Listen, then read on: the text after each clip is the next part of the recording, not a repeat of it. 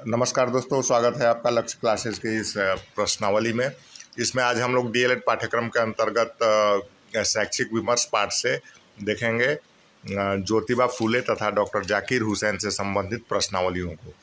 तो शुरुआत करते हैं हम लोग समय व्यर्थ न करते हुए पहले क्वेश्चन से।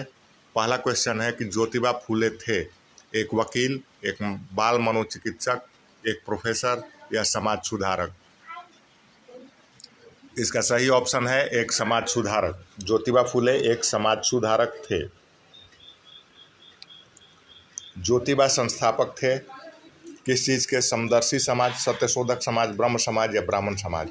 यह अलग अलग फिलोसफीज पर आधारित समाज होते थे जिनका अपना अलग दर्शन होता था और अलग अलग विचारों से अलग अलग कार्य क्षेत्रों में इनका कार्य होता था। तो ज्योतिबा संस्थापक थे सत्यशोधक समाज के। अगला प्रश्न है हमारा कि देश का पहला बालिका विद्यालय स्थापित हुआ था कब? स्थापित होने का वर्ष बताना है। देश का पहला बालिका विद्यालय ज्योतिबा फूले द्वारा 1848 में स्थापित किया गया था, जिसमें प्रथम शिक्षिका के तौर पर उन्होंने अपनी पत्नी श्रीमती सावित्रीबाई फूले को ट्रेंड करके उस योग्य बनाया ताकि वो शिक्षिका का पद ग्रहण कर सके, क्योंकि उस समय महिला शिक्षा की स्थिति बहुत खराब थी। तो महिलाओं में शिक्षित और शिक्षिका के तौर पर काम करने वाला कोई न मिलने के कारण इन्होंने श्रीमती सावित्रीबाई फूले का चयन किया। अगला प्रश्न है हमारा कि प्रथम बालिका विद्यालय के संस्थापक थे, जैसा कि अभी हमने देख लिया, संस्थापक थे ज्योतिबा फूले। अगला प्रश्न है हमारा कि भारत की प्रथम महिला शिक्षिका के रूप में विख्यात हैं। तो प्रथम महिला शिक्षिका ज्योतिबा फूले की पत्नी श्रीमती सावित्रीबाई फूले थी। अगला प्रश्न है ज्योतिबा फूले किसके विरोधी थे? ज्योतिबा फूले, जिनको हम लोग साधारणतः महात्मा ज्योतिबा फूले के नाम से जानते हैं, तो विरोध इन्होंने किया होगा अगर किसी भी चीज़ का तो वह नेगेटिव ही होगा। तो स्त्री शिक्षा, दलित शिक्षा, कुलीन वर्गों की शिक्षा, इन तीनों के समर्थक थे। इनका मानना था कि शिक्षा सबके लिए होनी चाहिए, किसी खास वर्ग के लिए नहीं, केवल दलितों के लिए नहीं, केवल स्त्रियों के लिए नहीं, बल्कि कुलीन वर्गों के लिए, सामान्य वर्गों के लिए भी होनी चाहिए। तो ज्योतिबा फूले ने विरोध किया था शिक्षा में भेदभाव का। अगला प्रश्न है कि भारत में स्त्री शिक्षा के प्रबल पैरोकार थे।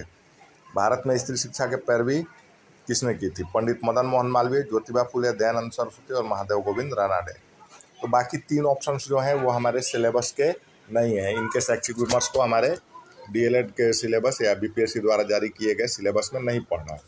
तो इसका सही उत्तर है ज्योतिबा फूले। अगला प्रश्न है ज्योतिबा फूले ने हंटर आयोग को अपना बयान कब दिया था? तो हंटर आयोग, जैसा कि हम लोग जानते हैं, इसको भारतीय शिक्षा आयोग 1882 के नाम से भी जानते हैं। तो इसका गठन 1882 में हुआ था और इसको पहला इंटरव्यू अपना ज्योतिबा फूले ने ही दिया था। तो ईस्वी है इसकी 1882 ईस्वी। अगला प्रश्न है ज्योतिबा फूले द्वारा हंटर आयोग से क्या मांग नहीं की गई थी? तो यहाँ पर नहीं पर ध्यान देना है कि मांग नहीं की गई थी। शिक्षा स्तर में सुधार, शिक्षकों का वेतन, शिक्षा में वंचित वर्गों का समावेश और अभिजात्य वर्ग का संरक्षण। तो शिक्षा के स्तर में सुधार की वकालत करते थे ज्योतिबा फूले। शिक्षकों के वेतन के भी हिमायती थे। उनका यह मानना था कि शिक्षक जब आर्थिक रूप से संपन्न होंगे तो शिक्षा के उत्थान के लिए काम कर सकते हैं। और शिक्षा में वंचित वर्गों का समावेश, उस समय कुछ वर्ग ऐसे थे जिनका शिक्षा में समावेश नहीं हो पाया था और इसके मतलब भुक्तभोगी कहेंगे, इसके भुक्तभोगी इस सिस्टम के ज्योतिबा फूले खुद भी थे, जबकि कुलीन वर्गों के विरोध के कारण इनको अपनी स्कूलिंग छोड़नी पड़ी थी। तो इस तरह से वो दलितों और स्त्रियों की शिक्षा के प्रबल पैरोकार बन गए थे। तो इन्होंने अभिजात्य वर्ग के संरक्षण की मांग नहीं की गई थी, क्योंकि वह पहले से ही संरक्षित वर्ग था और समाज में उसे हर तरह का संरक्षण प्राप्त था। अगला प्रश्न है कि हंटर आयोग का गठन कब हुआ था? जैसा ऊपर हमने डिस्कस कर चुके हैं कि 1882 में हंटर आयोग या भारतीय शिक्षा आयोग 1882 का गठन हुआ था। अगला प्रश्न भी इससे संबंधित है कि भारतीय शिक्षा आयोग 1882 के प्रमुख कौन थे? Sir Christopher Henry, Lord Dufferin, sir William Hunter और लॉर्ड मैकाले। इसका सही उत्तर है सर विलियम हंटर। ये हंटर आयोग के अध्यक्ष थे, उसी को भारतीय शिक्षा आयोग 1882 के नाम से भी जानते हैं।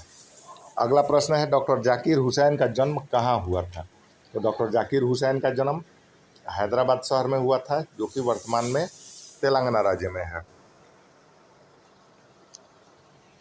अगला प्रश्न है डॉक्टर जाकिर हुसैन ने माध्यमिक शिक्षा कहाँ से ग्रहण की थी?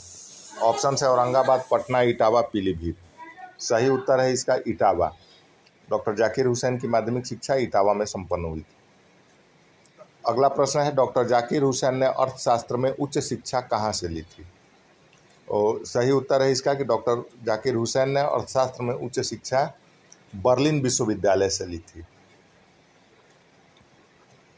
अगला प्रश्न है डॉक्टर जाकिर हुसैन का कार्यक्षेत्र नहीं रहा है, कौन सा? जामिया मिलिया इस्लामिया, अलीगढ़ मुस्लिम विश्वविद्यालय, विश्वविद्यालय अनुदान आयोग और जवाहरलाल नेहरू विश्वविद्यालय।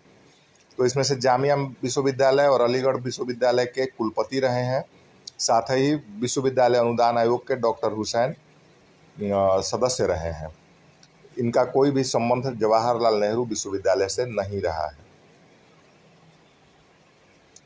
अगला प्रश्न है डॉक्टर जाकिर हुसैन निम्न में से किस पद पर नहीं रहे हैं? जैसा कि हम जानते हैं डॉक्टर जाकिर हुसैन बहुमुखी प्रतिभा के धनी थे और प्रशासन तथा शिक्षा के क्षेत्र में अनेकों स्थलों पर इन्होंने कार्य किया है, योगदान दिया है।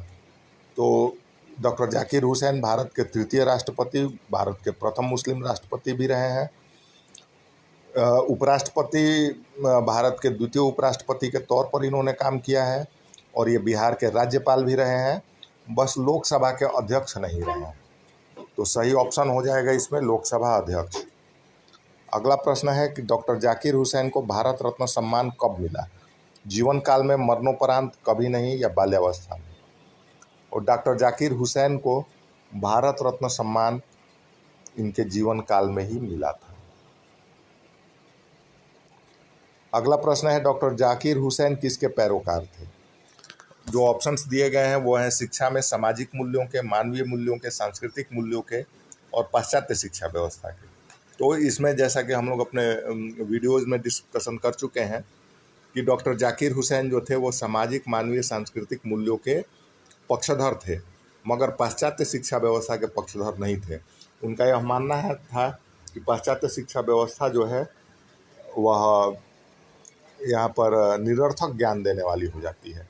चूँकि सामाजिक सरोकार उनका नहीं है, अंग्रेज़ों की जो शिक्षा व्यवस्था थी वह अपने प्रशासन को सुचारू रूप से चलाने के लिए क्लर्क्स और अधिकारियों को बनाने के लिए, जिससे कि उनकी व्यवस्थाएं यहाँ चलती रहें, इसी पर आधारित थी। उनका कोई भी मतलब सामाजिक, मानवीय, सांस्कृतिक मूल्यों से नहीं था।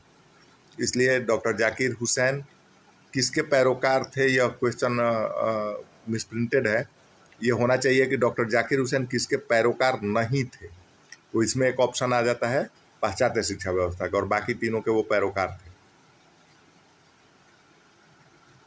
अगला प्रश्न देखते हैं हम लोग, डॉक्टर जाकिर हुसैन पश्चिमी शिक्षा को कैसा मानते थे? डॉक्टर जाकिर हुसैन पश्चिमी शिक्षा को रोजगारोन्मुखी आर्थिक शिक्षा मानते थे, भारत के लिए उपयोगी मानते थे, निरर्थक ज्ञान देने वाली मानते थे, या प्रतिभाओं के विकास को समर्पित मानते थे? तो इसमें सही उत्तर आ रहा है हमारा कि निरर्थक ज्ञान देने वाली शिक्षा थी। पश्चिमी शिक्षा जो थी, तत्कालीन ब्रिटिश शिक्षा जो थी, वह निरर्थक ज्ञान देने वाली शिक्षा थी। ज्ञान तो मिलता था मगर वह हमारे समाज, हमारे देश, हमारे राज्य और व्यक्ति के व्यक्तिगत विकास के लिए उसको निरर्थक मानते थे। अगला प्रश्न है 6 से 14 वर्ष तक अनिवार्य निःशुल्क शिक्षा के प्रथम पैरोकार। देखिए 6 से 14 वर्ष तक अनिवार्य तथा निःशुल्क शिक्षा जो है यह शिक्षा के अधिकार कानून के अंतर्गत इसको लागू किया गया और अब यह मौलिक अधिकारों में शामिल है। इसके प्रथम पैरोकार, प्रथम बार इसकी खुलकर पैरवी की थी डॉक्टर जाकिर हुसैन ने। और आप समझ सकते हैं कि आज से 100 साल पहले इस तरह की बात उन्होंने कही थी तो वह कितने बड़े दूरदर्शी व्यक्ति रहे होंगे, बहुमुखी प्रतिभा के धनी, अनेक मतलब एबिलिटीज़ जिसको कहेंगे प्रशासनिक एवं एकेडमिक क्षेत्र में इनको महारत हासिल था, बहुत ही बड़े विद्वान। और हमारा यह खुशनसीबी है कि हमारे राष्ट्रपति, उपराष्ट्रपति, राज्यपाल तथा विश्वविद्यालय अनुदान आयोग के भी अध्यक्ष रहे हैं डॉक्टर जाकिर हुसैन साहब। अगला प्रश्न देखते हैं। डॉक्टर जाकिर हुसैन के अनुसार विश्वविद्यालय होने चाहिए। अच्छा, यहाँ विश्वविद्यालयों पर नियंत्रण की बात हो रही है कि किसके, डॉक्टर हुसैन के अनुसार विश्वविद्यालय किसके नियंत्रण में होने चाहिए? क्या सरकार के नियंत्रण में होनी चाहिए, कांग्रेस के नियंत्रण में, राष्ट्रपति के नियंत्रण में, या स्वायत्त? यहाँ पर हम लोग देखेंगे कि जो कॉलेज होता है डॉक्टर जाकिर हुसैन के अनुसार, उसमें वयस्क बच्चे पढ़ने के लिए जाते हैं विश्वविद्यालयों में, और वहाँ पर एक क्रिएटिविटी, रचनात्मकता, उन्मुक्तता, स्वच्छंदता और नवाचार, कोई कुछ नया खोजने का अन्वेषणात्मक गुण उस समय तक व्यक्तित्व में समाहित हो चुके होते हैं। तो उस समय एक बहुत बड़ी ज़रूरत होती है आत्मनिर्भरता या स्वायत्तता की, कि व्यक्ति जो है, जो छात्र हैं विश्वविद्यालय के, वह स्वायत्त रूप से अपने प्रयोगों को कर सके। क्योंकि समाज में बहुत सारे विचार हैं, बहुत सारी मान्यताएं हैं, बहुत सी मान्यताओं या विचारों को समाज बहुसंख्यक रूप से अस्वीकार करता है, लेकिन कालांतर में उस पर अगर अधिक प्रयोग किए जाए, रिसर्च किए जाए, तो वह फायदे का सौदा साबित होता है, और वह साबित होता है कि यह पहले हो जाना चाहिए था। तो इस तरह अगर स्वायत्त नहीं रहेगा किसी सरकार के नियंत्रण में, तो सरकारें जो होती हैं हमारे यहाँ, जो लोकतंत्रात्मक व्यवस्था है, उसमें जो सरकार होती है वह किसी एक विचार वाली पार्टी की सरकार होती है, तो उसके नियंत्रण में बिल्कुल नहीं होना चाहिए। क्योंकि विविधताओं का देश है हमारे यहाँ, हम इसी के लिए जाने जाते हैं, और यह हमारी मूल्यवान धरोहर भी है कि हम वैचारिक रूप से अलग अलग विचारों को समायोजित करते हुए, समाहित करते हुए, हमारा जो समाज है उसमें सबको विकास का अवसर मिलना चाहिए। अगला है कांग्रेस के नियंत्रण में। क्या किसी पॉलिटिकल पार्टी के नियंत्रण में होना चाहिए विश्वविद्यालय? कतई नहीं, चाहे वह पार्टी कितनी ही बड़ी हो, कितना ही व्यापक जनाधार हो उसका, लेकिन विश्वविद्यालय में राजनीति या जनता के विचारों को तरजीह न देते हुए व्यक्ति के विचारों को तरजीह देना चाहिए। राष्ट्रपति के नियंत्रण में भी नहीं होना चाहिए। राष्ट्रपति, जैसा कि हम जानते हैं, जैसे सेनाओं के सेनाध्यक्ष होते हैं और भारत के प्रथम व्यक्ति होते हैं, और अप्रत्यक्ष तौर पर भारत का शासन उन्हीं के नाम से चलता है। मगर डॉक्टर जाकिर हुसैन राष्ट्रपति भी रहे हैं, मगर वो राष्ट्रपति के नियंत्रण में नहीं चाहते हैं शिक्षा को। उनका यह मानना है कि शिक्षा में स्वायत्तता होनी चाहिए। किसी एक व्यक्ति का अधिकार, किसी एक व्यक्ति का विचार उन युवाओं पर नहीं थोपा जाना चाहिए जिनका मस्तिष्क जो है वह स्वतंत्र सोच रखता हो, और अपने बलबूते कुछ कर गुजरने की जिनमें क्षमता होती है, साहस होता है, समय होता है, उनके यहाँ निष्ठा होती है, उसको किसी प्रकार से ठेस पहुँचाए बिना विश्वविद्यालयों की स्वायत्तता के हिमायती। इस तरह से आज का हमारा यह प्रश्नोत्तरी समाप्त होता है।